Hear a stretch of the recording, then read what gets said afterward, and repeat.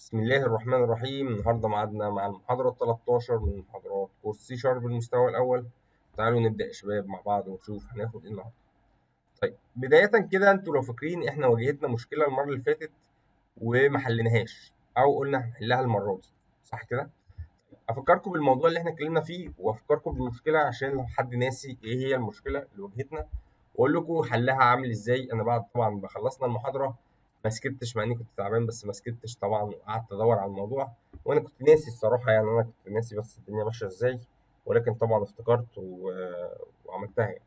فتعالوا نشوف المشكلة إيه أصلا ونشوف حلها إيه. طبعا إحنا اتكلمنا المرة اللي فاتت عن الموظفين، الامبلوي، جدول الامبلوي. الامبلوي عندنا اي دي وعندنا النيم وعندنا السالري وعندنا الفيكسد بونص، دي خلاص مش مشكله مش محتاجينها دلوقتي، وعندنا السالري وعندنا النيم وعندنا الاي دي. جيت قلت لكم انا والله انا كنت بشرح الاوفرلود، لو انا عايز ادخل لي الاي دي ده يخش اجباري لازم ادخل الاي دي، اعمل اي دي اجباري، صح كده؟ وجيت قلت لكم عملت كونستراكتور هنا او مشيد او لود للكلاس ايا كان الاسم يعني، بس هو كونستراكتور يعتبر كونستراكتور. الكونستراكتور ده عملت كونستراكتور هنا في الامبلوي وعمل لي مشكله في جدول المانجر اللي هو احنا اتفقنا ان هو بيرث منه. المانجر ده بيرث، وكلمه يرث دي احنا اتفقنا عليها ان هي بياخد الفيلدات او ياخد البيانات اللي جوه ويحطها لي في البيانات اللي هنا، واتكلمنا عن ده، فده جوه ده. طيب لما جينا عملنا كده، لو انتوا فاكرين جينا عملنا كونستراكتور هنا CONSTRO، ده اختصار الكونستراكتور، وادوس تاب، 2 تاب يفتح لي ايه؟ يجيب لي يعمل لي كونستراكتور. فانا هفترض ان انا عايز ادخل يا شباب الاي دي، هقول له انت واندرسكور كده اي دي زي ما اتفقنا، يعني اي دي خلاص خليها سمول، واقول له كده اي دي واقول له ذيس زي برضو ما خدنا قبل كده دوت اي دي اللي هو في الصفحه دي بيساوي اندرسكور اي دي، واتكلمنا في الكلام ده والكلام ده مفهوم اعتقد بالنسبه للجميع دلوقتي. فهنا الاي دي لما اجي اجبره ان هو يدخل اي دي وياخد الاي دي ويحطها في الاي دي دي، والاي دي دي تبقى بتساوي الاي دي اللي موجوده في الصفحه كلها. طيب يبقى انا كده لازم اجبر المستخدم ان هو يدخل ايه؟ الاي دي. ده بالنسبه لجدول الكلاس بتاع الامبلوي اللي هو الموظفين. ما علاقه بقى جدول المانجر بالموضوع؟ قال لك ايرور على طول، اداك ايرور هنا على جدول المانجر. ايه بقى؟ قال لك لازم تدخل تعمل ده زي ده، قال لك لازم تعمل ده زي ده لان ده بيرث منه، لازم وهو بيقوم يقوم بنفس الشكل، يقوم بنفس الشكل. ده اول حل عندي، في كذا حل. ده اول حل ان انا اخلي ده زي ده. طيب اخلي ده زي ده ازاي بقى يا شباب؟ اروح جاي على المانجر كده واروح عامل كونستراكتور بنفس الشكل CTCTOR، واقول له والله انا هدخل برضو الانت اي دي، انت اندرسكور اي دي، واقول له بقى ايه؟ بصوا بقى لما اكتب زيس يا شباب هنا، هل في هنا اي دي؟ مفيش هنا اي دي، لكن لو كتبت زيس دوت هيطلع لي مين؟ يطلع لي الاي دي لان هو بيرث منه. فهعمل نفس اللي انا عملته هناك اعمله هنا برضه. ماشي يا شباب؟ هيواجهني مشكله واحده بس، قال لك ان لازم اقول له ان ده ريفير بيشير الى الاي دي الثاني. فبعمل كده بقى، اجي هنا واقول له نقطتين واقول له بيز، بيز البيز بتاعك في الايه؟ اندرسكور اي دي، يبقى البيز بتاعك في الاي دي، طبعا الاي دي مكتوبه هنا في الاي دي. كده تتحل المشكله، كده تتحل المشكله. كلمه بيز دي بتشير الى الاي دي اللي فين؟ اللي هنا اللي هو ده، بتشير الى ده، واخدين بالكم؟ يبقى انا بيز كده، يبقى انا لما اجي اعمل اوبجكت من ده لازم ادخل الاي دي، ولما اجي اعمل اوبجكت من ده لازم ادخل مين؟ الاي دي. طيب ده كده واضحه. لو عملت سترينج، بصوا لو عملت سترينج هيضرب برضو مني، بصوا هيقول لي ايه؟ نيم مثلا اهو، اندرسكور نيم، بصوا برضه هيضرب مني. انا عملت سترينج اهو، بصوا بس هفهمكم الحته دي ان هو ايه؟ لازم ده يبقى زي ده، لازم ده يبقى زي ده. طبعا هنا مفيش، هنا ايه؟ دوست على حاجه غلط في الكيبورد معلش اهو. يبقى ده اهو. نروح بقى هنا تاني كده، هيقول لك ايه؟ البيز غلط، البيز كده بقى غلط. طب انا لو عملت البيز قلت له كوما وقلت له النيم اندرسكور نيم اهو، يبقى لازم هنا اعمل ايه؟ اهو هنا اعمل ايه؟ لازم اعمل ايه؟ لازم اقول له سترينج. بص مش راضي، string underscore. يبقى انا كده لازم اخلي ده زي ده. طب افرض انت مش عايز، انت عايز في واحد بس والتاني لا، ماشي، عايز واحد بس والتاني لا. انا كده عملت نيم وعملت الاي دي، فعملته هناك كده وعملته هناك كده، صح كده؟ عملت ده وعملت ده. طيب طب افرض انت عايز واحد والتاني لا، يعني واحد لا، انا كاتبها نيم كابيتال، اكتبها زي ما انت عايز، اصل ده اسم انت اكتبه زي ما انت عايز يا حسن، زي ما انت عايز اكتبه، سواء هنا او هنا. بص انت هنا كاتبه هنا كابيتال، عايز تخليه سمول عادي، عايز تخليه كابيتال عادي، ده اسم انت بتتحكم فيه. طيب قال لك طب افرض، وهنا طبعا انا اقول له زيز برضه دوت نيم والكلام ده، واقول له يساوي اندرسكور نيم. طيب ده الحل الاولاني، ده الحل الاولاني. طيب الحل الثاني ايه بقى يا شباب؟ الحل الثاني ايه؟ الحل الاولاني ان انا اخلي ده زي ده واخليه اجباري عليه كده.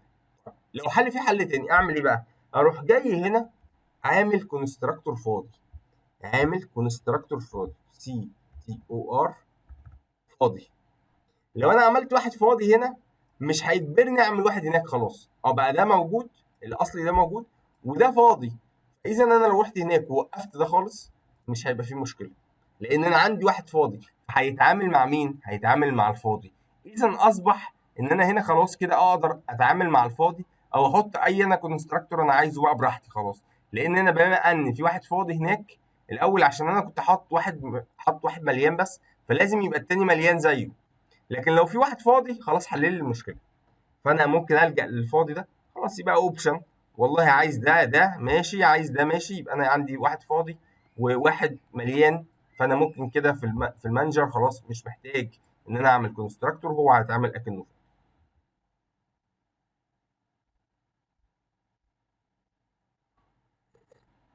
بالظبط كده، هو كده بيسمح ان الداتا تكون فاضيه او انا ما ادخلش حاجه هناك. فلو انا جيت كده انشئ، لو جيت انشئ بصوا، لو جيت انشئ هنا موظف، لو انا سبته فاضي، لو جيت انشئ امبلوي، لو سبته فاضي هيقبل معايا. طب لو عملت كده 5 مثلا وعملت مثلا اسم احمد، برضه هيقبل معايا. يعني ده سواء فاضي هيقبل او هنا هيقبل. طب لو عايز اعمل موظف، خلاص الموظف التاني هيبقى فاضي، المانجر هيبقى فاضي لان انا هنا مش كاتب حاجه، فهنا ايه؟ يقبل الفاضي. ماشي يا شباب، هل في اي مشكله في الحته دي؟ دي الحته بتاعت المحاضره اللي فاتت اللي احنا كنا بنتكلم عليها وما كملناهاش. لو عملت واحد فاضي يقبل، لكن لو عملت واحد مليان وما عملتش تاني يديني ايرور. يعني لو شلت الفاضي ده وسبت المليان بس، اللي يبقى لازم اعمل ده هنا. بص اداني ايرور ازاي، لازم ده يبقى مليان لان هو مفيش فاضي، واخد بالك؟ طيب نقول تاني، بصوا يا شباب، الكونستراكتور ده فايدته ايه يا شباب؟ فايده الكونستراكتور ده ايه؟ عشان اجبر اليوزر او اخلي اليوزر يدخل الاي دي، يقبل منه الاي دي النيم وهو بينشئ الاوبجكت، صح كده؟ الكونستراكتور فايدته ان هو بياخد دول علشان ينشئ، وهو بينشئ الاوبجكت لازم يدخل لي الاي دي والنيم. طيب انا عندي مشكله هنا ان الامبلوي ده في واحد بيرث منه، صح؟ المانجر بيرث منه. فلما انا اجبرت الراجل اليوزر ده، اجبرته ان هو يدخل اي دي ويدخل نيم وهو بينشئ الاوبجكت، فبقى لازم اجبره في المانجر كمان ان هو يعمل نفس الكلام. لازم اجبره في المانجر ان هو يعمل نفس الكلام. طب انا مش عايز اجبره في المانجر، او انا مش عايزه يعمل كده في المانجر، يبقى انا اديله فرصه بالفاضي ده، اديله فرصه ان هو ما يعملش كده. خلاص يبقى كل اللي بيرث عنده اوبشن، يا اما يعمل زي ده او يعمل زي ده او يسيبه فاضي. فهمت قصدي؟ يبقى انا ممكن يسيبه فاضي، يسيب المانجر فاضي، او يعمل زي ده، هو زي ما هو عايز كده، يبقى هو بيختار، الراجل التاني بيختار.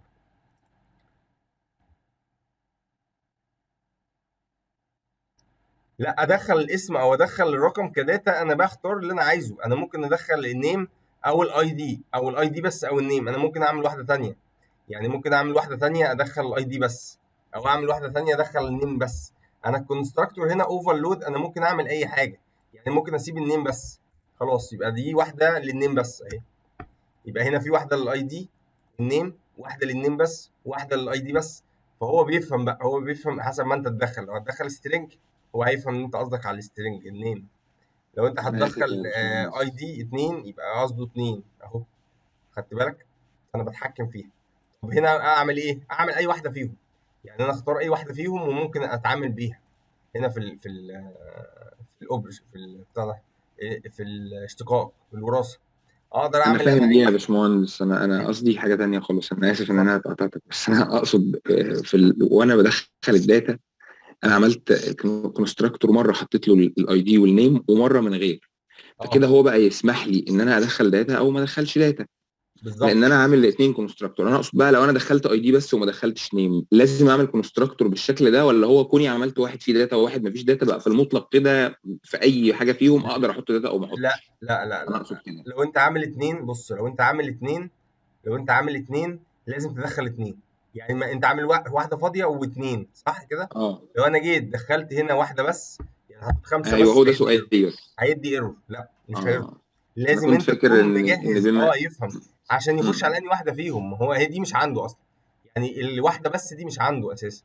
بص مش عنده. والخمسه دي مش بيعتبرها سترينج او يعتبرها انتجر، فهو ممكن لا يميز ايه لا، هو هيدخل ياخد فين. واحد او اتنين، هو يهمه البارامتر واحد او اتنين.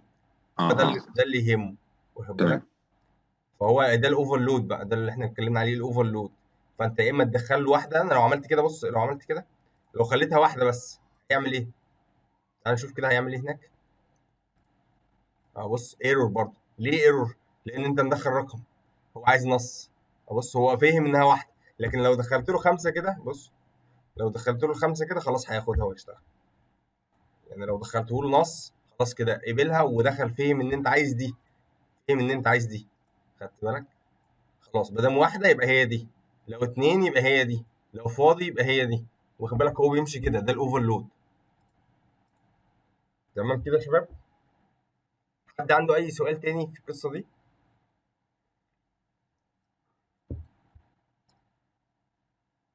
طيب ده كلام زي الفل يا شباب، واعتقد الموضوع واضح وبسيط. تعالوا نخش بقى على محاضره النهارده، وهي محاضره مهمه جدا جدا جدا من وجهه نظري. حاجه اسمها انكابسوليشن. ايه انكابسوليشن دي يا شباب بقى؟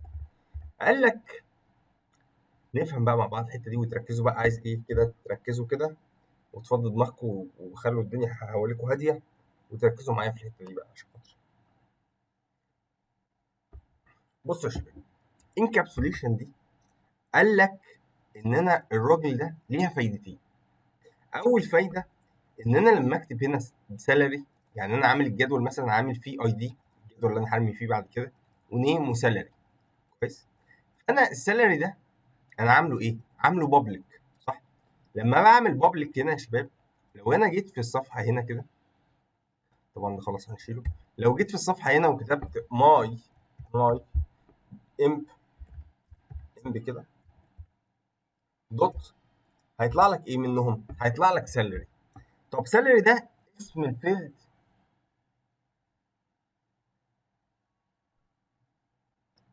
اسم حاضر حاضر.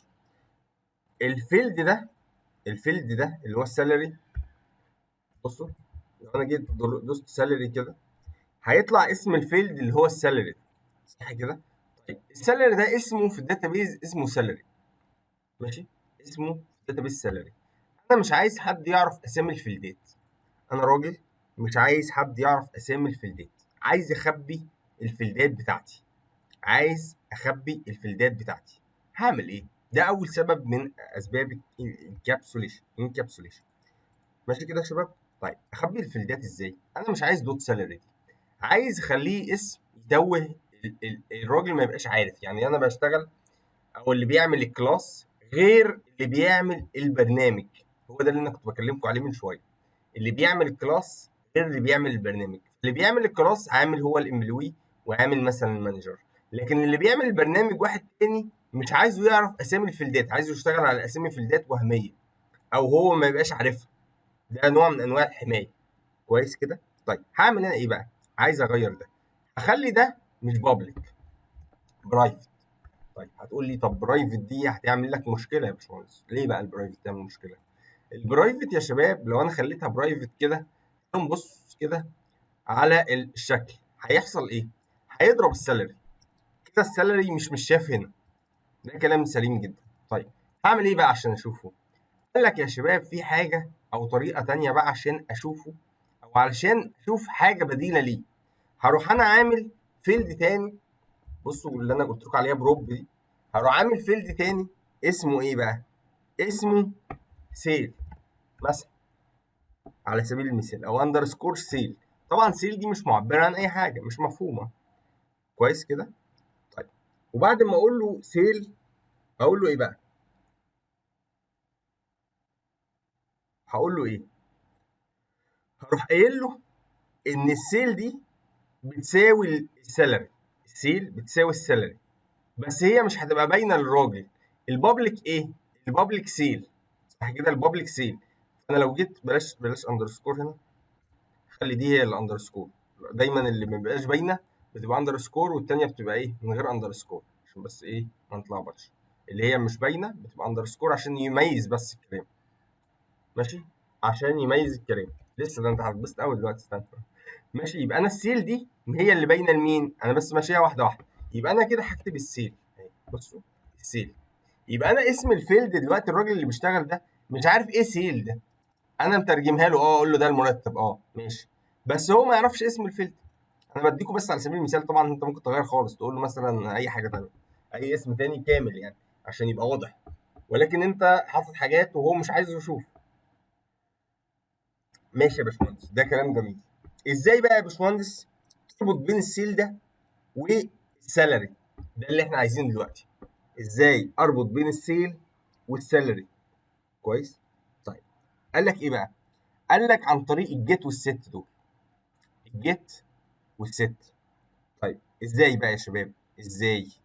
روح انا جاي كده، شايفين ده، وانزله كده، واروح جاي كده ومنزل ده كده، ماشي، واروح عامل كده. يبقى الجيت هحط فيها حاجه، والست هحط فيها حاجه. ايه بقى الحاجه؟ اهو ده الجيت، اهو بقى فانكشن، والست بقت ايه؟ بقت فانكشن. يبقى انا عندي الجيت هستخدمها في حاجه، والست هستخدمها في حاجه. طيب، معنى كلمه جيت ايه يا شباب؟ معنى كلمه جيت ايه؟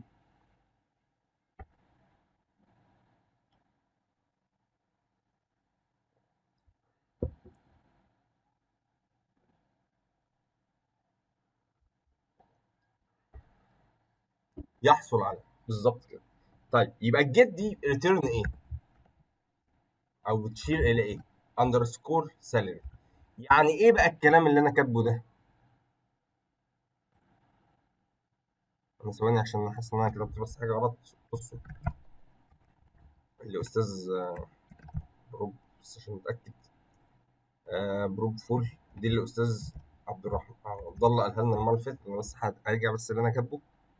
ماشي، هي بس العلامه جوه، عشان كده بس انا اتلخبطت. ودي جوه، ودي برضه هتبقى جوه.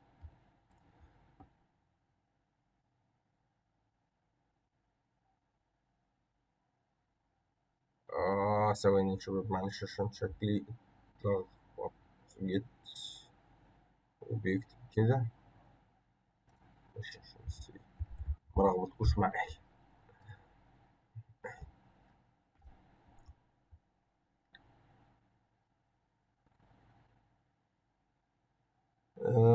عشان دبل، ماشي انا اسف، دبل هنا دبل، عشان نوع بس. هنا طبعا دي دبل. ماشي يا شباب، يبقى اول حاجه عملناها، هو ده اللي كان ملخبط بس. طيب يبقى اول حاجه عملناها يا شباب، اول حاجه عملناها اللي هي ايه؟ طبعا احنا خلاص عملناها. اول حاجه عملناها اللي هي ايه يا شباب؟ اللي هي الجيت. ماشي، الجيت. قلنا له لما يجي لك قيمه، لما تجي لك قيمه للراجل ده، ماشي، ريتيرن السالري. لما انا اجي اطلب منك قيمه ده، بص، لما اطلب منك قيمه ده اظهرها مثلا في مسج، ترجع لي مين؟ ترجع لي السالري. لما اطلب منك قيمه الراجل ده اللي هو ده، انا هنا مش هشوف غير ده، بره مش هشوف غير ده. فانا لو قلت لك مسج مثلا، انا على سبيل المثال مثلا قلت لك مسج او تكست بوكس مثلا اهي، تكست بوكس 1 دوت تكست بيساوي مثلا الماي ام بي دي دوت سالري سيل ده، يبقى انت كده هترجع له قيمه مين؟ طبعا دوت تو سترينج. يبقى انت كده هترجع له قيمه مين يا شباب؟ هترجع له قيمه مين اللي عندك؟ هترجع له قيمه الراجل ده. لو انت بترابط بالداتابيز يبقى انت هترجع له قيمه الراجل ده. خلاص، دي اول حاجه. يبقى هو ده صوره لده دلوقتي، ده صوره لده، ولكن هو بيتعامل مع مين؟ بيتعامل مع ده. طيب اللي تحت، اللي تحت يا شباب هنعمل ايه بقى؟ هنعمل ايه؟ هنقول له والله لو انا هو حط لك قيمه في ده، في السيل، حط لك قيمه في السيل، هنقول له ايه بقى؟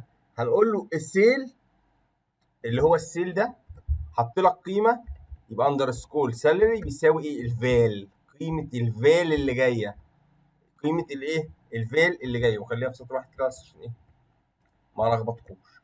يبقى نقول تاني، نقول ركزوا بس معايا في الحته دي. يبقى انا عملت هنا جيت وست.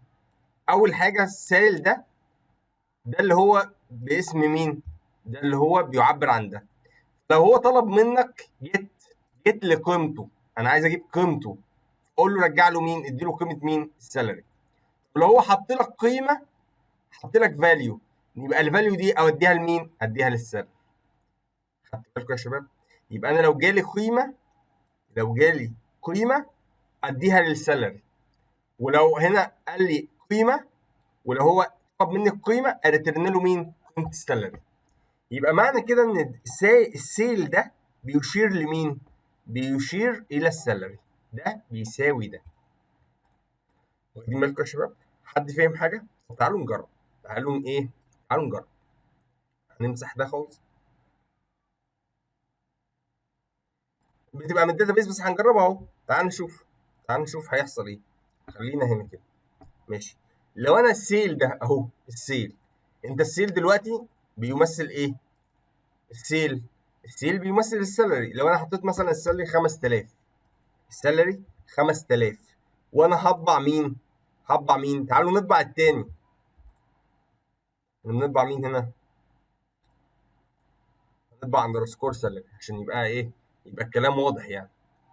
طبعا فيكس بونص دي احنا لغيناها خلاص عشان بس ما نتلخبطش. خلاص هنطبع السالري عشان نعرف هو صح اللي انا عملته ده صح ولا غلط. وانا هدي القيمه دلوقتي لمين؟ هدي القيمه لمين؟ امسحوا بقى الفار الشور دي، انا هقول لكم هو بيعملها على طول اوتوماتيك دلوقتي، بس ايه؟ ممكن ناخد بالنا منها كود. لو انا دلوقتي هدي القيمه لمين يا شباب؟ انا ما بتعاملش مع التاني صح؟ ما بتعاملش مع السالري صح كده؟ انا هنا ما بتعاملش مع السالري، انا هدي القيمه للسيل ده. طيب وبطبع مين؟ بطبع السالري صح كده؟ بطبع مين؟ بطبع السالري. نشوف بقى المنظر هيبقى عامل ازاي. هل هو فعلا هيطبع لي السالري بنفس القيمه؟ انا بس هنا كنت بجرب حاجه، ثواني نشيلهم بس.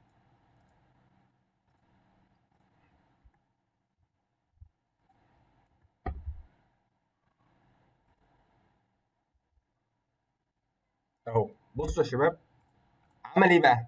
طلع لي السالري كام؟ اللي انا كاتبه السالري ده طبعا اللي انا كاتبه. ولا يهمك يا استاذ عثمان، هعيد لك الحته دي تاني، كده كده هعيدها تاني. يبقى السالري طلع كام يا شباب كده؟ 5000. هل انا كنت مدي قيمه للسالري فعلا؟ للاندرسكور سالري؟ ولا كنت مديها للسيل؟ كنت مديها للسيل. يبقى اذا السيل ده اصبح بيمثل السالري ولكن هو مش باين هنا صح؟ يبقى كلمه سيل دي هي المرتب اللي موجود في الداتابيز او موجود في الكلاس، بس مش باين هنا. يبقى انا كده اول حاجه استفدتها ايه يا شباب من القصه دي؟ ان انا سميت اسم غير الاسم اللي هو موجود جوه. يبقى انا عملت كابسوليشن، عملت كبسوله. محدش فاهم حاجه، بقى محدش فاهم حاجه، واخدين بالكم؟ او محدش عارف ده ايه. طب النيم مثلا، النيم ده انا هحطه ان يا شباب. تعالوا نفهم بقى الحته دي، هي بالظبط. النيم ده هخليه ان. بصوا هو هيعملها ازاي بقى اوتوماتيك. انا عايز النيم مثلا اخليه ان، فانا هعمل ايه؟ بصوا هكتب بروب واقول له فول، دي اللي كنت بتقولي عليها يا استاذ عبد الله، وادوس تاب واخلي هنا سترينج. بص سترينج، وغيرها لوحده اهو، غيرها لوحده. وهنا هخليها نيم، نيم هسميه نيم، وهنا هخليه ان، وهي خلاص كده خلصت. ايه بقى اللي انا عملته ده؟ يبقى انا عملت برايفت نيم، واللي طالع بره مين؟ اللي طالع بره الان. وعليكم السلام ورحمه الله وبركاته. يبقى انا عملت برايفت نيم، واللي طالع بره مين؟ طلع بره الان، وهو عملها لي اوتوماتيك ريتيرن الان، والفاليو بتساوي الان. طيب هقول لكم دي ونشرحها طب هل النيم دي نمسح بقى النيم الاولانيه؟ بصوا، لو انا جيت مثلا وقفت النيم الاولانيه بقى، يبقى انا كده هتعامل مع مين؟ هتعامل مع الان اهي. كده بقى حد فاهم حاجه من اللي انا كاتبه ده من الداتابيز؟ محدش بقى فاهم حاجه، او الراجل اللي بيشتغل ما بقاش فاهم حاجه. انا عارف انت مش فاهم حاجه. الحمد لله على السلامه يا استاذ ناجي.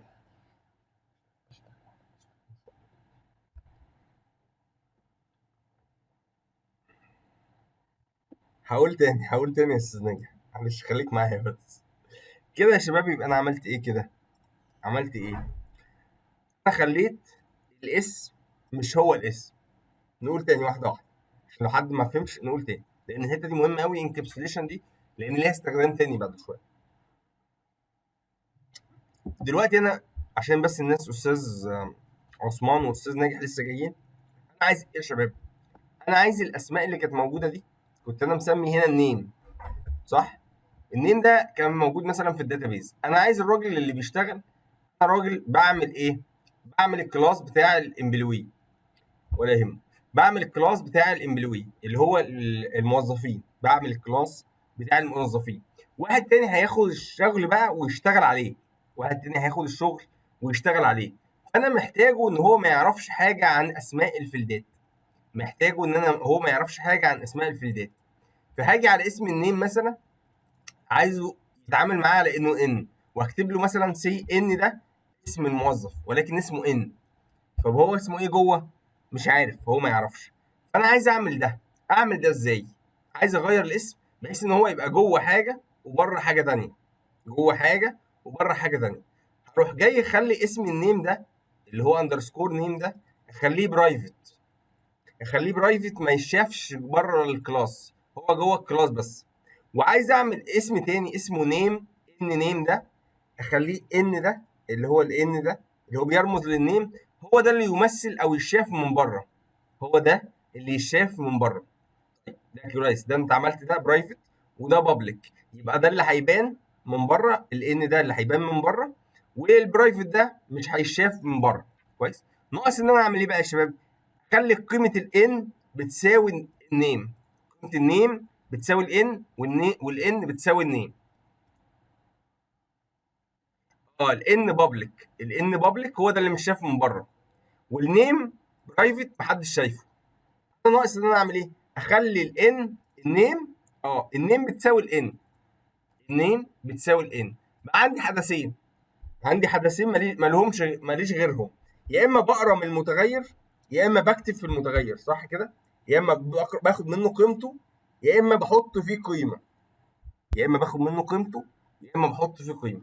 قال لك ايه بقى؟ قال لك جيت دي يعني هاخد منه قيمه. طب يبقى انا لما انده على ان يرجع لي قيمه مين؟ يبقى انا هيرجع لي قيمه مين؟ هيرجع لي قيمه النيم، ريتيرن نيم، رجع لي قيمه النيم. ولما احط في الان قيمه، يبقى القيمه دي هتتحط فين؟ في الاي اندرسكور نيم. يبقى انا لو قريت منه من الان هقرا من النيم، ولو حطيت فيه قيمه هحط في النيم. يبقى الان ده صوره او بيمثل النيم، بس هو مش باين ان هو بيمثل النيم، او انا عامل له كابسوليشن اسمه ان. يبقى انا كده الان دي بتمثل النيم ولكن مش حاسس، محدش حاسس بده، انا مقفلها من جوه، مقفل عليها من جوه. فهمتوا يا شباب؟ يبقى انا كده ده كابسوليشن، عامل لها كبسوله، الان بترمز لحاجه والنيم لحاجه ثانيه، بس ان انت لو جيت تتبع مش هتقدر تفهم، مش دايما هتقدر تفهم، هتلخبط الراجل اللي بيشتغل او مش هتخليه عارف اسم الفيلدات. افرض في حاجات حساسه انت مش عايزه يبقى عارف ده ايه، ده فيلد حط لي فيه الرقم وخلاص، انت مالك، حط لي فيه اي حاجه، انت مش مهم تبقى انت عارف الداتا بيز عامل ازاي. خدتوا بالكم يا شباب؟ في اي حد مش فاهم اللي انا قلته؟ عشان كده كده هنكمل عليه، بس ايه تبقوا انتوا فاهمين اللي انا قلته. السلام عليكم يا هندسه. وعليكم السلام ورحمه الله وبركاته. معلش انا المقصود حضرتك تقصد بالراجل اللي شغال ما يشوفش اللي هو اليوزر، لا مش ولا لا بص، هو الفكره ان انا قلت بس في الاول، ولا بص، عشان انا عايز افهمها معلش. اللي بيشتغل على السي شارب الموضوع بيبقى اكبر من البرامج العاديه شويه. ان انت مثلا في مثلا 10 شغالين في المشروع، كويس، بيبقى اللي بيعمل المشروع او بيعمل الداتابيز، واحد بيعمل داتابيز مثلا، وواحد بيقعد يعمل الكلاس اللي هو مربوط بالداتابيز، كويس، الكلاس اللي هو مربوط بالداتابيز.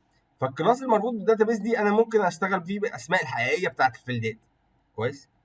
فالاثنين دول عارفين مثلا دول اللي هم الناس التقيله في البرنامج وعارفين اسماء الفيلدات هم دول اللي فاهمين الدنيا. بعد كده بروح للراجل اللي بيعمل كود بقى، اللي بيكتب كود، اقول له اعمل لي شاشه ادخال في الموظفين، شاشه ادخال الموظفين. فالراجل ده يعمل ايه؟ يروح جاي كده يا استاذ ناجح عايز يدخل لي في الموظفين، فيعمل ايه؟ تعالوا نشوف كده. لو انا عايز اعمل شاشه ادخال، تعالوا ننزل ده تحت ونعمل شاشه ادخال مع بعض، واقول لكم هو بيعمل ايه بالظبط، الراجل ده بيعمل ايه بالظبط. فهيقول لي ايه مثلا؟ انا عايز داتا تكست اي دي، وهعمل واحد تاني يعني، وهنا اسم السالري. فانا مش عايزه يعرف اسامي الفيلدات يا استاذ ناجح، مش عايزه يعرف اسامي الفيلدات بتاعتي.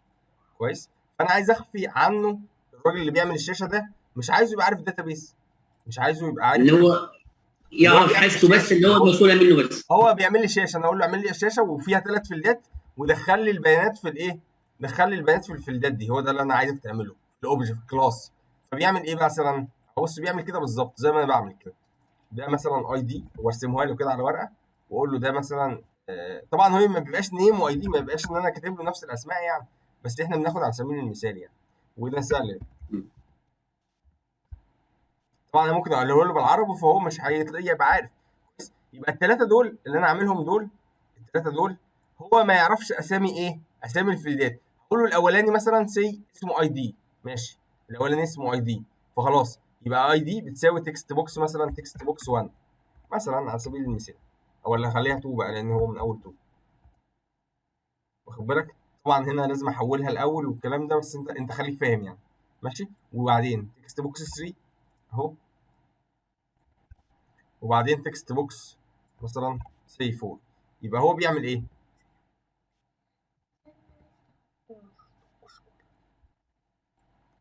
وبعدين 4. طيب هنا انا مش عايزه بقى يعرف اسامي الفيلدات يا استاذ ناجح، يعني انا هنا النيم، لكن انا قايل له ان حطها في الان مثلا، وهنا الفور ده حطه في السيل مثلا. فانا كده قلت له ايه؟ قلت له حاجات هي مش موجوده جوه. واخد بالك؟ عايز اخبي عليه الاسم اللي هو يحط فيه، قلت له هنا حطها في السيل وهنا حطها لي في الان. خدت بالك قصدي ايه؟ يبقى انا كده غيرت اسامي الفيلدات اللي هي بتاعت الداتابيس. تيجي بقى جوه اعمل ايه بقى؟ اروح قايل له والله الان ده بيرمز لمين او بيساوي مين بقى؟ الان ده لا بيساوي النيم بقى. واخد بالك؟ والنيم ده اللي انا هخش بيه في الداتابيس بقى، ده اللي انا هتعامل معاه في الداتابيس، هو ده اللي انا هتعامل معاه.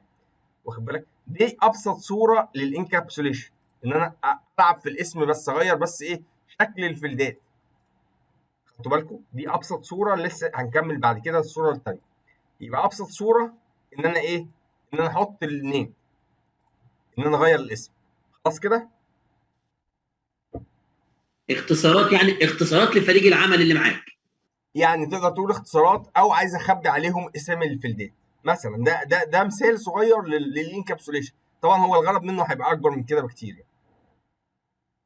ماشي. هنشوف دلوقتي الحاجه الثانيه هي الاهم. الاولانيه ان انا اغير الاسم، ان انا اعمل كبسوله محدش شايف هي جواها ايه. انتوا معايا ولا النت فصل؟ هو فصل ورجع تاني. تمام. ايوه ايوه فندم. طيب خلاص كده الدنيا واضحه. بالظبط كده يا استاذ محمد الخشن بيقول صح. بيقول لك هو مدير البروجكت هو اللي بيبقى معاك مفاتيح كل حاجه، وهو اللي بيربط الدنيا ببعضها. بالظبط، هو ده تقدر تقول كده، لان هو الموضوع بيبقى كبير وبيبقى محتاج ان انت تبقى انت اللي مربط الدنيا، محدش يبقى عارف كل حاجه. لا، اللي هيشوف السورس مش هيفهم يا استاذ يا دكتور محمد، لان الموضوع ما بيبقاش مفتوح كده، بيبقى حاجه اسمها باكج ومكاتب مقفوله، ما بيبقاش. وبعدين هم بياخدوا الشغل الحته بتاعته بس. يعني بعد كده هنشوف بقى ممكن نقفل بقى الدنيا دي ازاي ان شاء الله بعد كده. كل واحد بياخد الجزئيه بتاعته بس.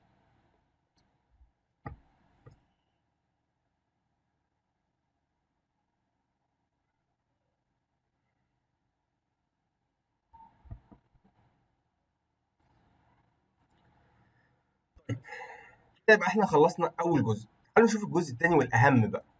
هو هل هي عاملين انكابسوليشن عشان الكلمتين دول اغير الاسم بس ان ايه، ما اخليها ان وخلاص؟ لا طبعا، الموضوع اكبر من كده بكتير يا شباب. ركزوا بقى معايا في الحته الجايه دي. احنا فهمنا الحته الاولانيه، ويا رب تكون واضحه وسهله. الحته الثانيه بقى حته اهم.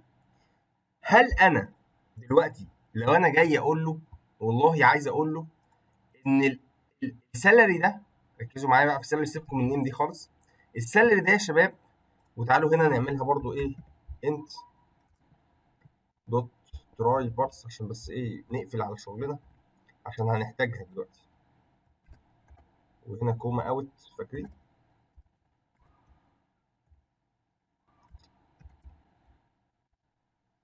نعمل كده ونحط صح كده، اعتقد ده كلام صح. طيب ودي برضو السالري اهو نفس الكلام، هناخد ده كده واعتقد هي تكست بوكس 4.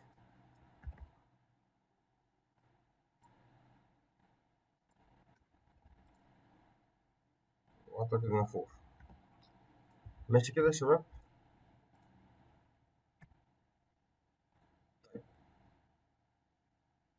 وزعلان ليه؟ دبل؟ دبل.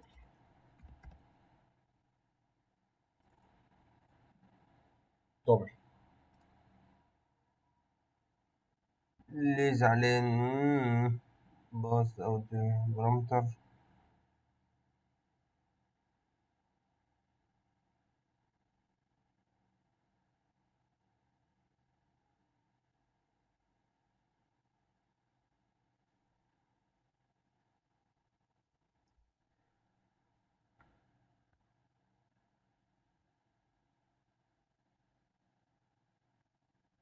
كاتب ايه غلط يا شباب؟ مش عارف. سالري هنا النيم دي هغيرها طبعا، هخليها اندرسكور نيم. هنا السالري انا كاتب ايه غلط؟ سالري سيل دبل، مش دبل، بابليك دبل. طيب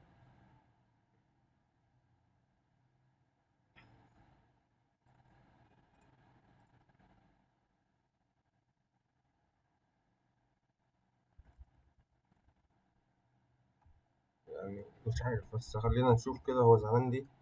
هنعمل متغير اسمه دبل ونخليه اور مثلا. انا هشوف بس زعلان دي هنا كاتب حاجة غلط. وهنا ده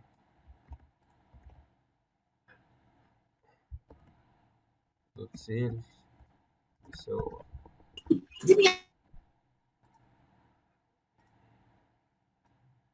مش عارف هو زعلان ليه، بس هي يعني هنا مشيت بس مش عارف. ما علينا ما علينا، هنشوفها يعني. المهم ان انا دلوقتي ايه،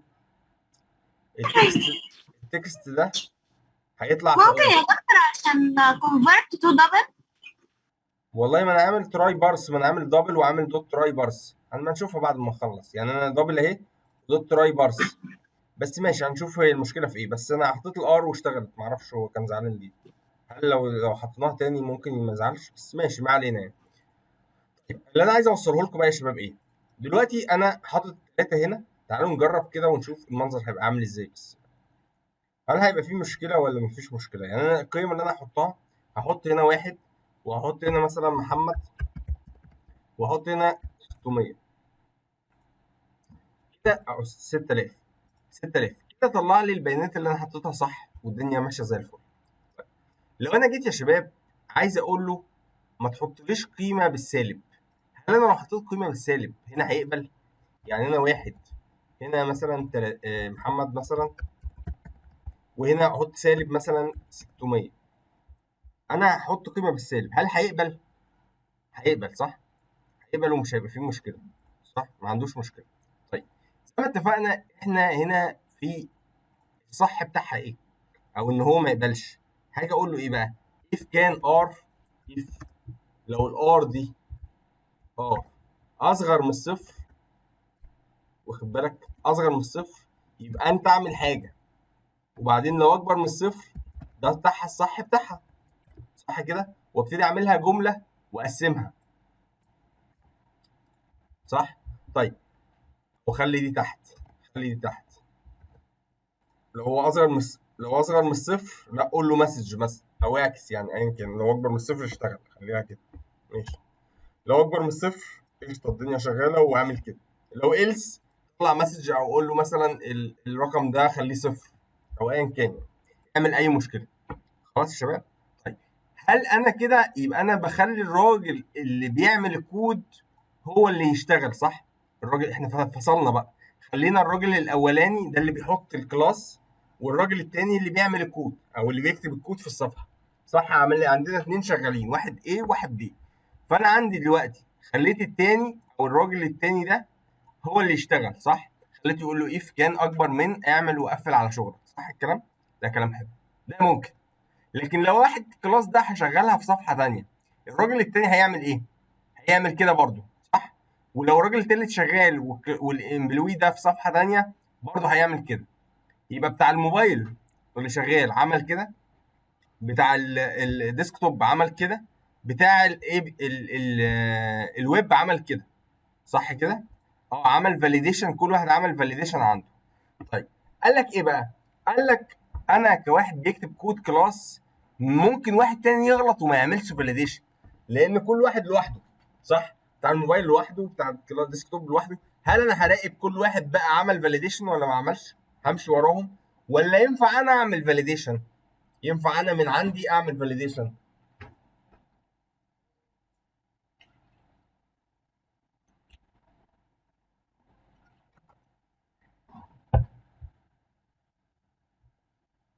قال لك ينفع انا من عندي اعمل فاليديشن. ماشي. يبقى الكلام ده انا مش هستنى ان الراجل يعمله لي، مش هستنى ان الراجل يعمله لي. طيب هعمل انا ايه بقى يا باشا؟ بص يا سيدي، هخش انا كده واقول له انا عندي هو القيمه بتتحط فين؟ القيمه وهي داخله بتخش فين؟ بتخش هنا صح؟ مش ده الست هنا. فاروح جاي انا اعمل ايه بقى؟ بصوا كده، اروح جاي عامل كده واروح كاتب هنا اف. هقول له اف جوه الفيلد، جوه الفيلد اف فاليو، الفاليو دي اكبر من النت فصل. لما يرجع بس نكمل يا شباب. معايا حد يكتب لي بس اي حاجه، واحد ولا حاجه، واحد بس يكتب لي واحد. ماشي. لو اكبر من الصفر، بص نفذ اللي احنا اتكلمنا فيه ده. بصوا يبقى انا كده عملت فيلد فين؟ عملت الفاليديشن فين؟ بعمل الفاليديشن جوه. طب إلس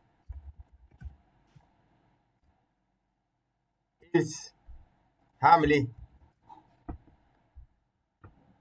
بقى؟ هقول له والله السالري ده مفيش مسج بقى هنا. انا ممكن اعمل له حاجه اسمها اكسبشن، ثرو اكسبشن.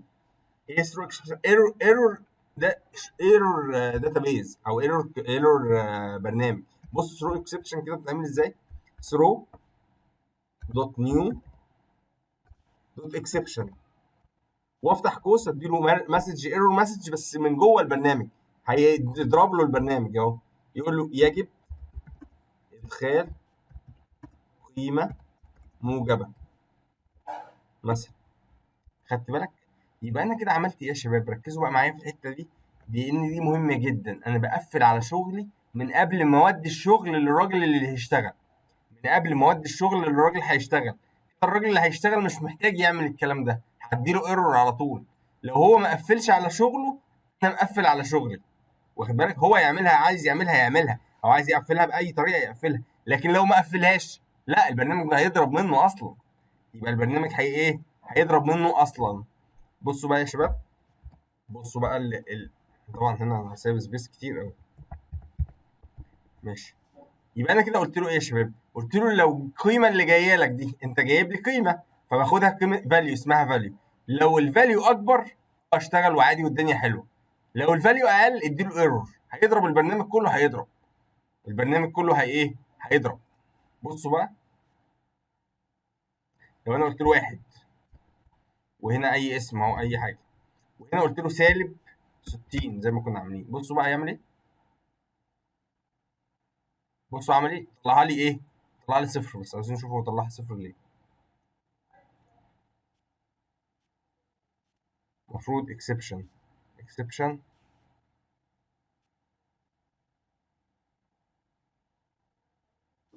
حاضر هعيدها بس تشتغل. وهعيدها حاضر. انا مش عارف بس ضرب ما ضربش ليه. تعالوا نشوف كده ما ضربش ليه. اتفضل يا باشمهندس. نعم فضلا اكبر، علامه اكبر من. انا كده غلط. قلت اصغر من. لا، لو الفاليو اكبر من الصفر خش على ده، اعملها سالري، حط القيمه في السالري. يعني بص لو هنا عملناها اكبر من، خلينا نجربها اكبر من واحد، وهنا مثلا محمد، وهنا مثلا خليها مثلا 5 كده، برضو طلعت غلط. لا كده يبقى في حاجة مش مظبوطة، هو مدخلش هنا أصلا. طيب خلينا نراجع كده. value أكبر من، لو أكبر من خش على ده. طيب لو أقل من بقى، بسم الله الرحمن الرحيم. if value أكبر من الصفر. ثواني كده، احنا بس عاملين هنا ايه؟ احنا وقفنا أصلا معلش أنا آسف، احنا هنا وقفنا الكود أصلا، خلينا مفيش ست أصلا، ما بيعمل له الست، ما حطيناش الار جوه السيل أصلا. واخدين بالكم يا شباب؟ ما حطيناش الار جوه السيل، عشان كده ما اشتغلش. الار هنا ما عملناش ست، يعني ما عملناش ده ست اصلا، فعشان كده هو ما وصلش للحته دي. خدتوا بالكم؟ تعالوا نجرب بقى كده. لو انا كده حطيتها بالموجب واحد، وهنا محمد مثلا، وهنا مثلا ايه 600، بصوا كده 600 ايه زي الفل ايه، صح كده؟ طب لو سالب 600، بصوا هيعمل ايه؟ البرنامج ضرب اصلا. بصوا بقى، يجب ادخال القيمه، عمل له ايه اكسبشن ان هاندل، اللي هي بتاعت الايرور بتاع البرنامج، ايرور البرنامج، وهي فيو كود وكوبي ديتيل اللي هي بيطلع ايه في البرنامج. كده انا عملت له ايرور، عملت له ايرور اصلا. واخدين بالكم يا شباب؟ فكده البرنامج ضرب. هعيد لكم دي المسج دي يا شباب، اللي هي ايرور مسج، اللي هي طالعه دلوقتي دي، اللي هي ايرور مسج، اللي هي ايرور مسج بتاعت البرنامج نفسه اهي. بص ايرور طلع اهي، بص تفتحها كده يقول لك ايرور مسج. خلاص دي على مستوى البرنامج نفسه ايرور مسج. خلاص يا شباب، يبقى انا فهمت ايه بقى كده دلوقتي؟ فهمت ان انا اقدر جوه الفيلد نفسه اقدر احط اكسبشن، او احط ايه، احط شرط، واحط اللي انا عايزه بقى. كده بقى انت بتعمل برنامج جوه الفيلد نفسه، عامل برنامج جوه الفيلد نفسه. طب لو هو اصغر من الصفر اعمل كده، طب لو هو اكبر من الصفر اعمل. انا ممكن احط اف جوه اف. واخدين بالكم يا شباب؟ المهم الفاليو دي اسويها بالسالري، يعني لما اجي اسويها بالسالري يبقى هي حققت الشروط بتاعتي كلها. وانا لو عايزه اكبر من 300 مثلا، لو عايزه مثلا ما يعديش ال 5000، يبقى اصغر من 5000 اوكي. غير كده لا، قول له بقى ان انت في ايرور، قول له يجب ادخال قيمه اقل من 5000. بديك على سبيل المثال مثلا، يجب ادخال قيمه اصغر من 5000. واخدين بالكم يا شباب؟ يبقى انا بتحكم بقى في اللي انا عايزه. انا كده في اف خلاص، يبقى اف الفيلد. ولو انت كده ما قفلتش على شغلك، لو الراجل اللي بره ما قفلش على شغله بقى صح، يبقى هو يقفل بقى ولا يقفلش، لكن برنامجي مش هيبقى فيه مشكله، الداتابيس بتاعتي مش هيبقى فيها مشكله. واخدين بالكم؟ لو انا عملت مثلا 6000 هنا، يقول لي ايه؟ يضرب برده ويقول لي يجب ادخال قيمه اصغر من ايه؟ من 5000. يبقى انت كده ضمنت يا شباب، ضمنت ان انت مفيش حاجه تعدي منك، خلاص انا قفلت عليها، قفلت عليها. واخدين بالكم؟ بفرض ان انت بقى، دي اول حاجه، بفرض ان انت يا شباب بتجيب من حاجه فيها مثلا فاضيه مثلا صفر، او فيها سالب، وانا مش عايز اعرض سالب ابدا، او انت عندك داتابيز بايظه، داتابيز مثلا بايظه او بيانات بايظه، وانت مش عايز تعرض صفر دي ابدا للمشترك او للراجل اللي هيشتغل يعني. هتقول له ايه بقى؟ ممكن بدل الاكسبشن، بدل ما اقول له ايرور، اروح جاي كده هنا، اروح قايل له ايه بقى؟ اقول له والله انت لو هو القيمه اللي راجعه دي، لو السالري اف كام، اف السالري ده اندرسكور سالري اللي انت مرجعها من الداتابيز اصغر من الصفر، لو هي بالسالب مثلا، لو هي اصلا بالسالب، تعمل ايه بقى؟ ترجع ايه؟ ريتيرن، ريتيرن صفر، ريتيرن صفر. إلس، إلس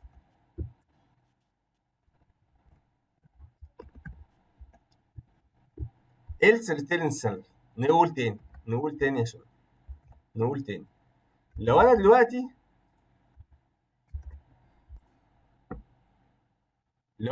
يا شباب، لو انا دلوقتي عندي ايه؟ عندي داتابيز بايظه او في بيانات بايظه، والبيانات دي فيها حاجات بالسالب، سالري بالسالب مثلا، او عندي ارصده بالسالب، عندي اي حاجه بالسالب، وانا مش عايز القصه دي تحصل ابدا قدام العميل، ما ينفعش اطلع له حاجه بالسالب. اقول له ايه؟ اقول له والله اف كان السالري اصغر من الصفر، ريتيرن صفر، قيمتها بقت بايه؟ بصفر. لو هي كده، لو سالري كده، يبقى ريتيرن مين؟ يبقى ريتيرن السالري. تعالوا نجرب كده. طبعا هو هيضرب هنا في السيل، احنا شلنا السالب صح؟ فتعالوا ندخل لها قيمه سالب ونشوف هيطبع ايه.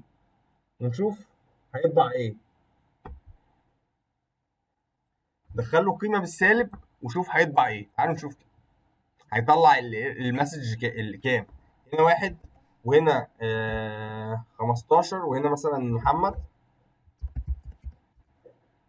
وهنا مثلا سالب 60. بصوا بقى هيعمل ايه؟ سالب 60، لا كده يبقى في حاجه غلط.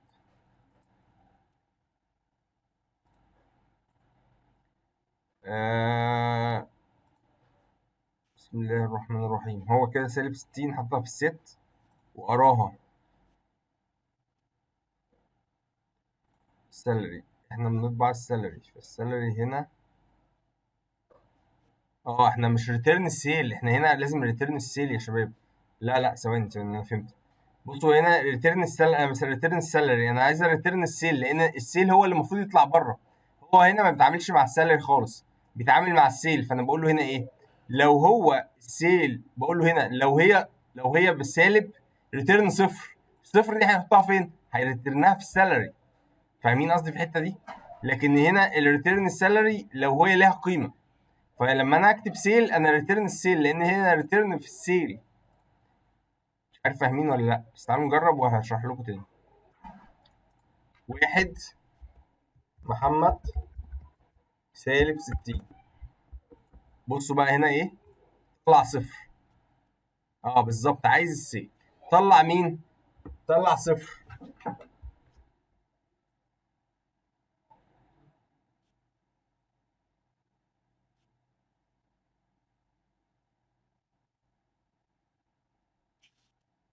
يبقى انا كده طلعت مين يا شباب؟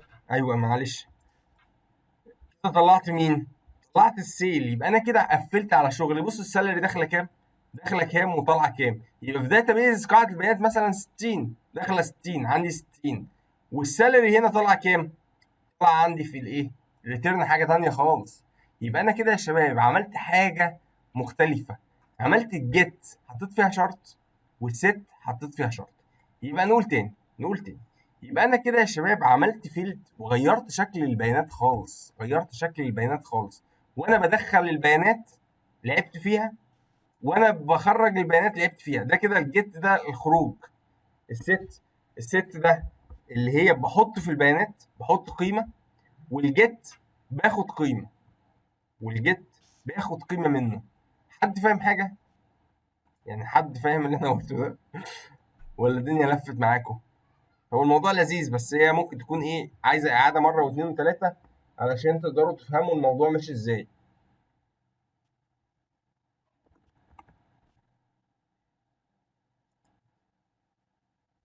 بالظبط كده، جيت وست. حد يقول لي اي حاجه؟ الناس بسم الله ما شاء الله. استاذ ناجح انت بتقول حاجه؟ لا يا فندم معاك والله، بس صعب شويه صح؟ سقطت منك. معلش عشان انت لسه جاي بس. واضحه طيب ولا ايه يا شباب؟ حد يقول لي طيب تاني. استاذ ناجح خلاص تعب، احنا لسه ما خلصناش.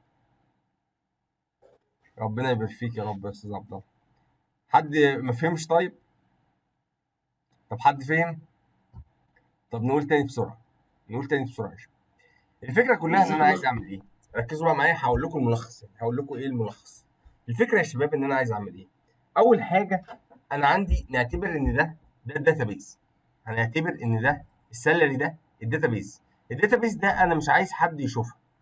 يعني الداتابيز دي، هقول تاني، الداتابيز دي انا مش عايز حد يشوفها، ولا عايز حد يوصل للاسم بتاعها، ولا عايز حد يعرف عنها حاجه. وفي نفس الوقت عايز احط عليها شروط عشان ما ادخلش فيها اي حاجه، وفي نفس الوقت ما اخرجش منها اي حاجه.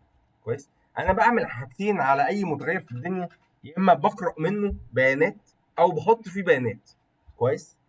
فانا بقرا منه بيانات او بحط فيه بيانات. نفهم بقى مع بعض واحده. فانا بقول له ست، يعني ست بعمل ايه؟ يعني بعدل قيمته، يعني كده بدخل فيه بيانات.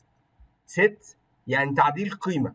يبقى انا لما اقول له ست يبقى خد القيمه دي حطها في المتغير ده، حطها في قاعده البيانات. ست ليها يعني غير قيمتها، وجيت يعني هات منها قيمه.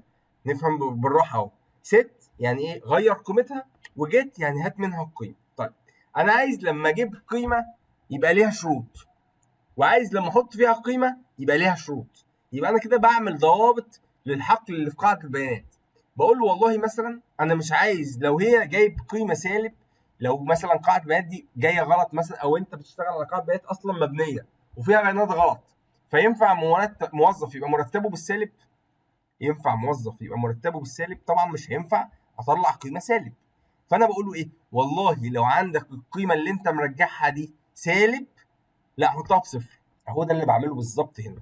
بقول له لو انا هجيب قيمه من السالري، لو انا هجيب قيمه من السالري، فبقول له اف كان السالري اللي انت جايبه ده، جايبه من هنا ده، طلعه جيب السالب، رجع لي كام؟ رجع لي فين؟ صفر.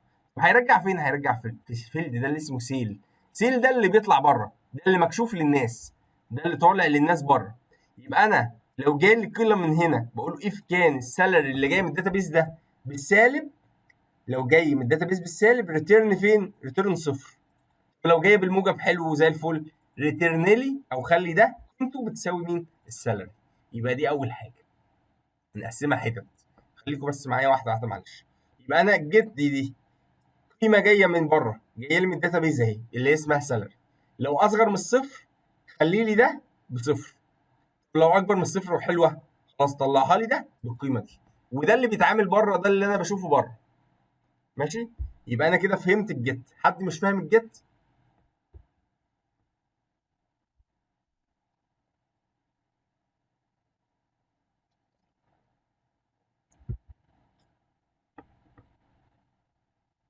ممكن اعمل اللي انا عايزه. انا بس بقول لك ايه، انا بفهمكم بس الجيت والست. انت حط الشرط اللي انت عايزه، بدل ما حطيت شرط واحد تحط 100 شرط. خلاص يا شباب. حد استاذ ناجح ايه الاخبار؟ واضحه دي الجيت؟ واضحه ولا فيها مشكله برضو؟ والله لسه شويه معلش. لسه شويه. بص استاذ ناجح، بص السالري دي قيمه في الداتابيس، وليكن مثلا السالري دي مثلا وليكن اهي. بص سالري سالب سالري او اندرسكور سالري، مش هيشوفها طبعا. طب زيس مش هيشوفها، لازم بره. طيب لو انا السالري دي قيمه مثلا وليكن اعتبرها، انا عايزك تعتبرها ايه؟ اندرسكور سالري بتساوي مثلا سالب 20. طيب هل في مرتب اسمه سالب 20؟ يعني في قيمه مرتب اسمه سالب 20؟ اقول له لا انا مش عايز كده، مش عايز يظهر الراجل بالسالب. هعمل ايه؟ المفروض ان السالري دي اصلا السيل ده هو السالري، مش ده وش التاني اللي طالع بره للسالري، او قيمته اللي هو بره انا بشوفه سالري وجوه بشوفه سالري. يعني جوه بره بشوفه سيل اللي احنا غيرنا اسمه واتفقنا ان احنا نغير اسمه، صح كده؟ ده المفروض ان هو بيساوي ده. انا هقول له ايه؟ هقول له في حاله لما يكون ده بالسالب، لما ده لو السالري ده بالسالب، لا ما تخرجليش بقى ما بيساويهوش بقى، يبقى في الحاله دي مش عايزه يساويه. وفي حاله لما يكون بالموجب لا عايزه يساويه. هو ده اللي انا عامله هنا بالظبط. لو واحد طلب منك سالك على مثلا المرتب المرتب كام، هقول له والله لا المرتب كده عشان سالب 20 مش هطلع له سالب 20 طبعا، هقول له المرتب صفر مفيش مرتب. واخد بالك؟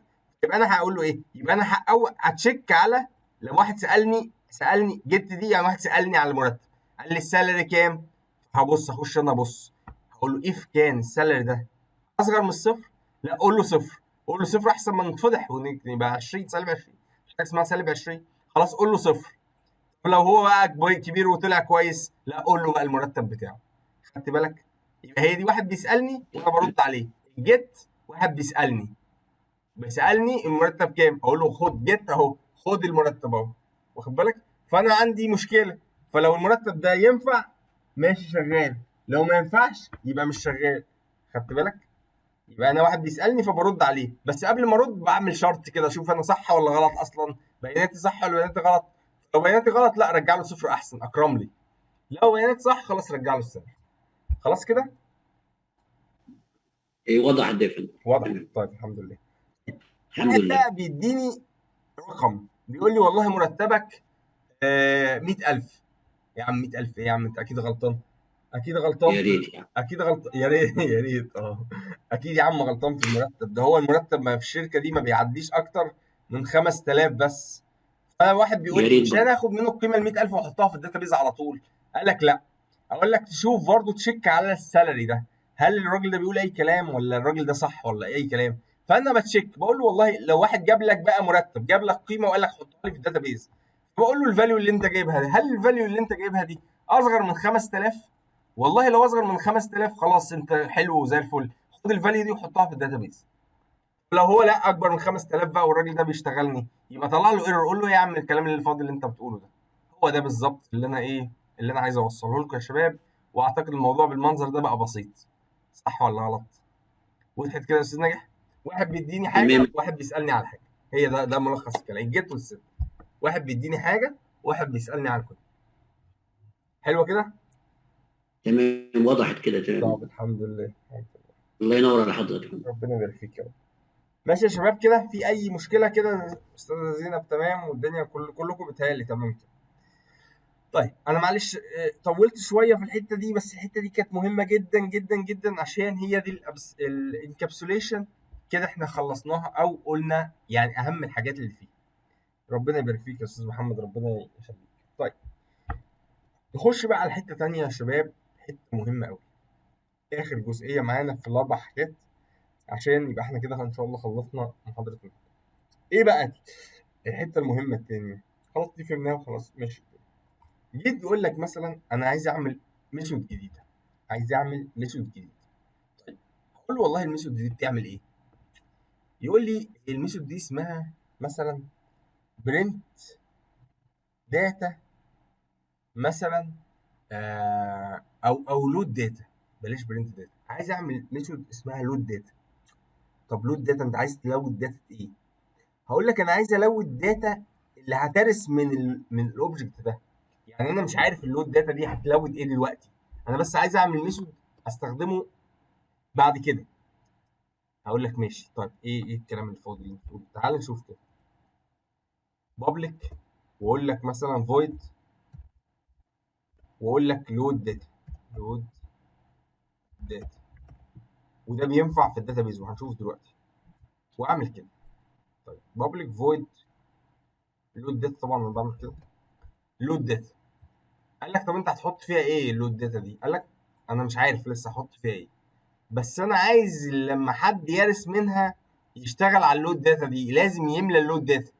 يعني هي مش ملهاش دور هنا، ملهاش دور في الموظفين، لكن لو حد ورث منها لازم يلود لي الداتا دي عشان هيعمل حاجه معينه، هيعمل حاجه معينه. طب بعملها ايه؟ ما هي فاضيه. بيقول لك هنا حاجه اسمها ابستراكشن. ابستراكت واعمل ايه بقى؟ اروح اعمل كده واقول له انا مش عارف دلوقتي انا حامله فيها ايه، يعني في هنا في الحته دي مش عارف حامله فيها ايه. فبقول له ايه بقى؟ بصوا بقول له هنا ابستراكت فويد لود داتا، واخد الابستراكت دي واقول له ايه؟ الكلاس نفسه هخليه حاجه اسمها ابستراكت. انت عندك جوه في حاجه اسمها ابستراكت. ابستراكت يعني ايه بقى؟ يعني حاجه مش عارف قيمتها دلوقتي، فانكشن مش عارف قيمته دلوقتي.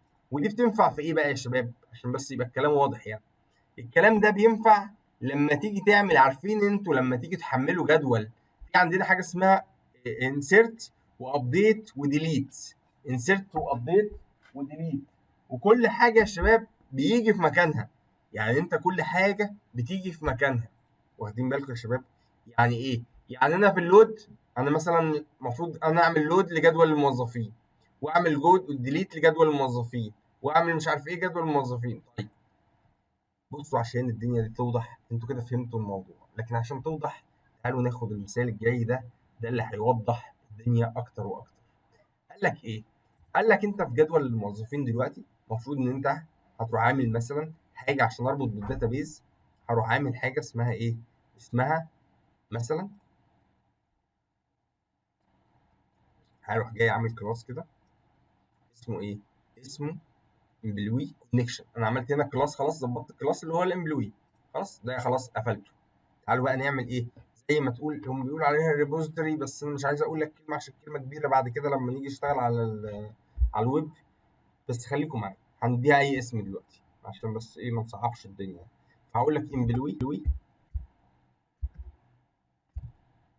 انا كده يبقى غلط.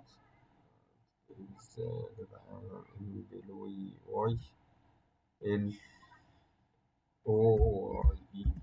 طيب واقول له داتابيز مثلا، اللي هي اللي كونكشن مع الداتابيز مثلا. انا بس هديكم على سبيل المثال، لما تيجي تعمل لود للداتابيز او ايه الفانكشن اللي انت بتحتاجها في الداتابيز، اول حاجه بتحتاج اللود، صح كده؟ فانت هتعمل بابليك مثلا، بابليك، وهقول له لود امب مثلا، واعمل كده. طبعا هنا فويد، طبعا لازم فويد لان هنا مش هترجع حاجه، انا بس هوضح لك الفكره يعني. وكده طبعا، وهنا اعمل ايه؟ كورس. يبقى انا اول واحده عملتها اللود، وابتدي بقى اعمل كونكشن بتاع الداتابيز، وانا اتصل بالداتابيز واجيب بيانات. طيب الثانيه ايه؟ بابليك وفويد مثلا، على سبيل المثال يعني، احنا مش هنتكلم في الداتابيز دلوقتي، بس انا ايه على سبيل المثال بفهمك. في عندك ايه؟ انسيرت، واروح اعمل ايه كده برضو انسيرت برضو امب اندرسكور امب،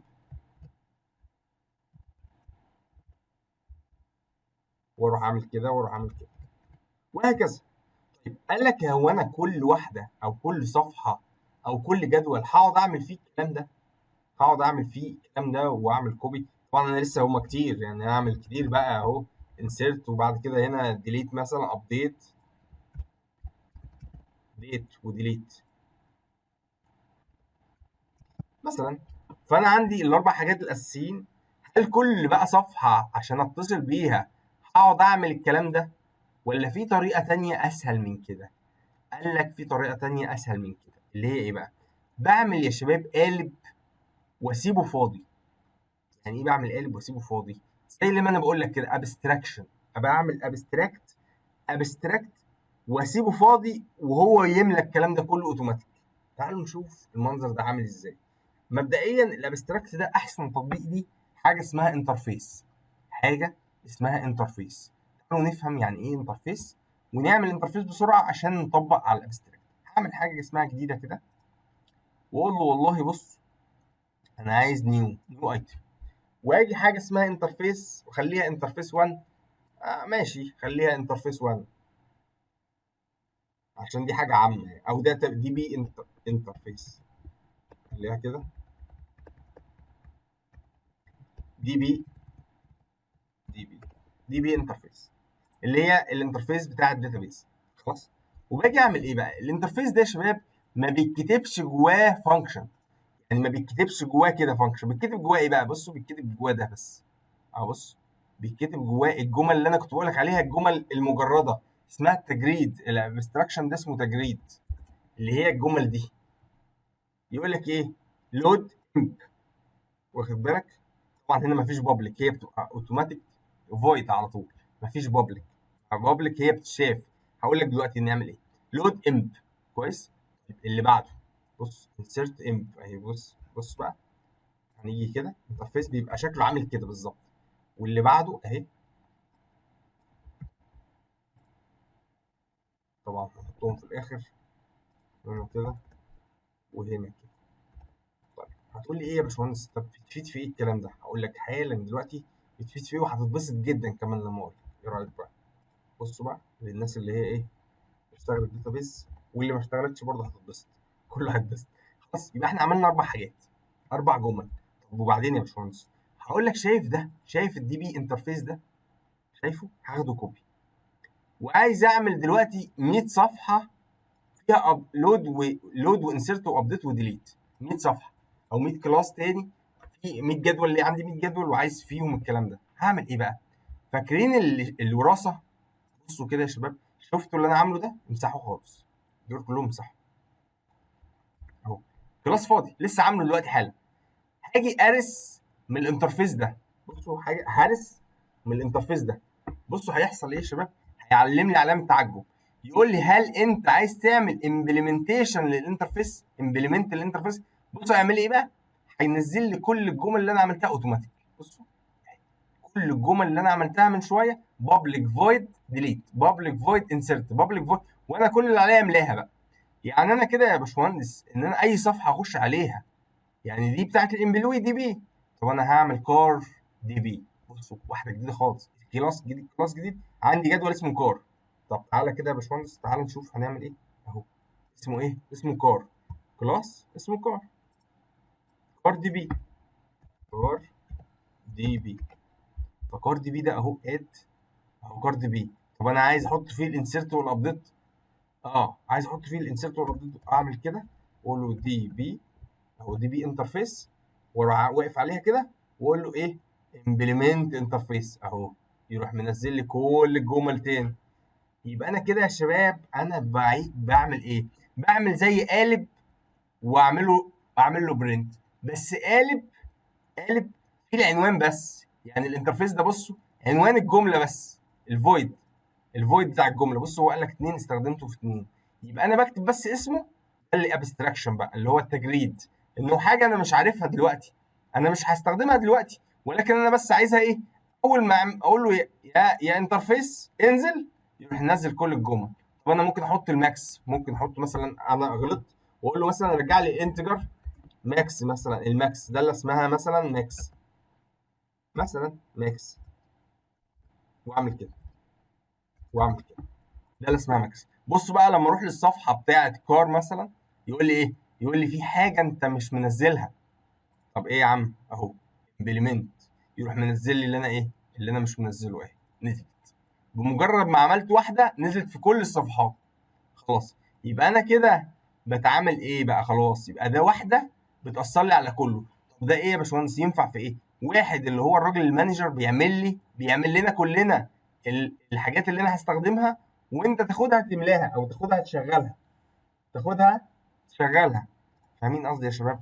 يبقى انا كده ايه؟ سهلت الشغل وسرعت الدنيا. زي ما انتم شايفين الجمله اتعملت، او الجمل كلها اتعملت في لحظه. الابديت والانسيرت والديليت اللي احنا بنعملهم في الداتابيز انا خلاص عملتهم مره واحده بمجرد ما عملت وراثه للانترفيس.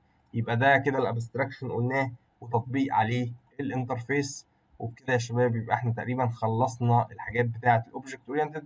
وهناخد المحاضره الجايه حاجه لذيذه برضو، ولو حد مش فاهم اي حاجه في الكلام الحلو ده اعتقد دي سهله خالص، ومش محتاجه نسيبها للاخر عشان ايه؟ هي سهله فعلا خالص. وهي كل اللي فيها انت بتعمل انترفيس بالشكل اللي انت عايزه او بالجمل اللي انت عايزها، وبتقول له والله إيه؟ اعمل بس وراثه، بتنزل لك كل الجمل زي ما انتوا عايزين. وبعد كده بناخد بقى نمسح ده ثرو نيو ونكتب بقى الجمله اللي انت عايزها، وهنا تكتب اللي انت عايزه، وهكذا.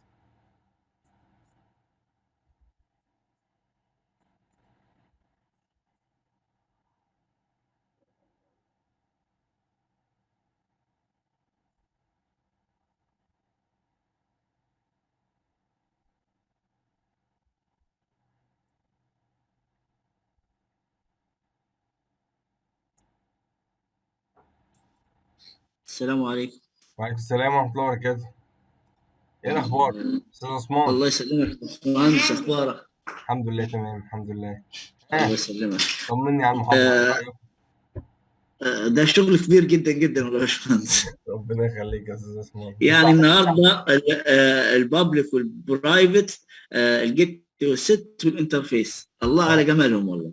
ربنا يكرمك يا رب، ولما نستخدمهم ان شاء يعني الله كمان هتتبسط باذن الله يعني. هو ده اللي انا عاوز اسال عليه. يعني في الشغل العملي هيكون في الجزئيه في جزئيه المستوى الثاني على ده كل ده هنشتغل الداتابيز عليه، الحقيقيه. هنشتغل عليه جامد. الكلام ده الانترفيس ده مهم قوي بعد كده ان شاء الله، هيسهل علينا كتير زي ما انت شايف كده. جمل الانسيرت والابديت والله والله هتطلع مره انا واحده. عاوز اقول لك ان البابليك والبرايفت انا عمري ما استخدمتها كده. استخدم البابليك في مجالها والبرايفت في مجالها بس. ما هو لكن دلوقتي انا فهمتها جدا جدا والله. والجيت والست دي برضو مش كتير بيستخدمها عندنا، بس هي صحيح. حلوه عشان ان لو انت هتعمل مشاريع مع حد، يعني بيني وبينك برضو هي حلوه عشان لو الناس هتعمل مشروع مع بعض، واخد بالك. صح. لكن لو واحد بيعمل مشروع لوحده مش هتبقى مؤثره قوي يعني بيني وبينك يعني، بس برضو نعرفها صح. علشان انت لو اشتغلت في شركه ولا حد اشتغل في مكان يبقى برضو فاهم لا الدنيا، حد قال له يبقى فاهم الدنيا. والحلو والحلوه يا باشمهندس الانترفيس دي دي هتشغل علينا، هتسهل علينا الشغل جامد جدا يعني. اه طبعا الكود طبعا مش دي حاجه. هنكتب مش هنكتب الكود زي ما كنا نكتبه الديليت لا خلاص بقى هتكتب الكود. خلاص بعد كده وعايز اقول ويراسة لك كله. في حاجات تانية كمان احنا لسه بس ما استخدمناش، بس انت هتتبسط قوي لما نستخدم الكلام ده.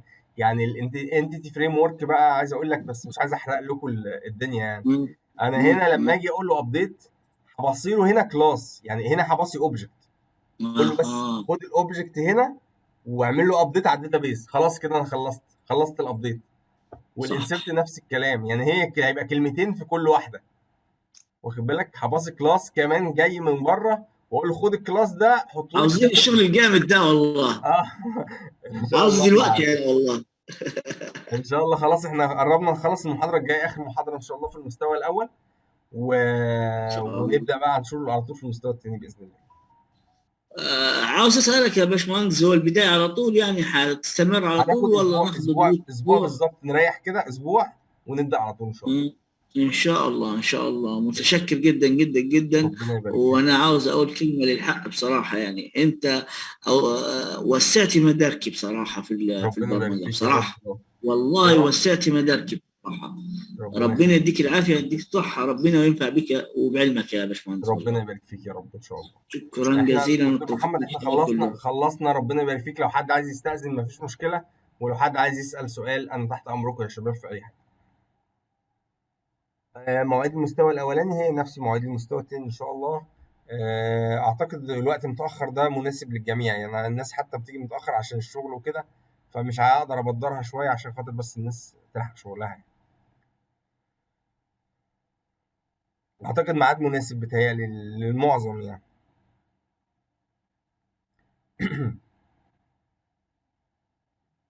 انا كده خلصت يا شباب. لو حد عايز يسأل اي سؤال، لو حد عايز ليه رأي في حاجة، في حاجة ما قلناهاش، في حد مبسوط، في حد مش مبسوط. ان شاء الله الكل يكون مبسوط ويا رب ويا رب تكون فتحة خير عليكم كلكم وعلينا ان شاء الله. ان شاء الله هيبقى احنا النهارده الحد، هناخد ان شاء الله اسبوع، يعني هنخلص الحد الجاي ان شاء الله. النهارده الاربع، هنخلص الحد الجاي، هناخد اسبوع ان شاء الله اجازه، يعني محاضرتين، هنفوت محاضرتين ونبدا على طول. النهارده الاربع هناخد اسبوع ان شاء الله اجازه من الحد، يعني الحد هنفوت بقى اربع وحد وناخد الاربع اللي بعديه ان شاء الله. سؤال: ينفع اعمل باك اب لقاعده بيانات اس كيو ال على سيرفر بعيد؟ على سيرفر بعيد المشكله ان هو هيرمي على السيرفر البعيد يا دكتور محمد. ينفع تعمل باك اب لسيرفر بعيد بس هيرمي على السيرفر البعيد، للاسف هيرمي على البارتيشن في سيرفر بعيد. فلو انت عندك اكسس على السيرفر كامل هينفع، بس هيرمي هناك مش هيرمي عندك. لا للاسف يعني على حد علمي ان انت هتعمل الباك اب وترميه هناك وتنقله بعد كده، لكن ترميه عندك انت ممكن ترفعه على النت بقى يعني، او تعمله بعد ما يخلص تعمل له مثلا حاجه اوتوماتيك ينقل في حاجات تاسكات ممكن تنقل بقى بعد ما يخلص الباك اب، ينقل من مكان لمكان، فدي ممكن نبقى نتكلم فيها يعني. ربنا يخليك يا استاذ عثمان، انا مبسوط بيكم وفرحان ان انتوا مبسوطين، ويا رب تبقوا مبسوطين على طول يعني.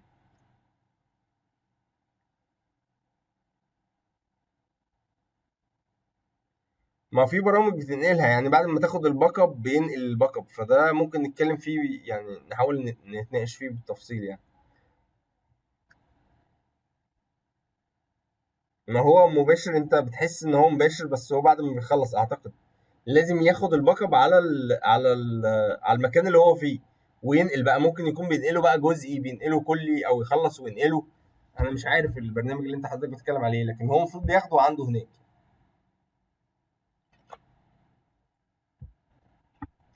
يعني نفكر فيها او ندور عليها يعني. أنا بيني وبينك ما جربتش او ما دورتش او ما بحثتش قوي في القصه دي، لان معظم السيرفرات بتبقى عندنا لوكال، فما بحثتش، بس ممكن نبحث وندور عليها. اي سؤال يا شباب؟ احنا كده خلصنا. اي سؤال؟ اي حد عنده اي سؤال؟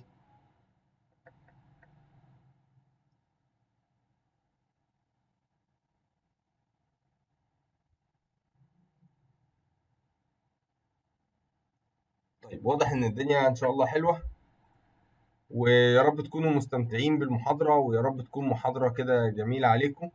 وانا كده خلصت، واقول لكم بقى السلام عليكم ورحمة الله وبركاته، واشوفكم ان شاء الله في المحاضرات القادمة، وربنا يبارك فيكم يا رب.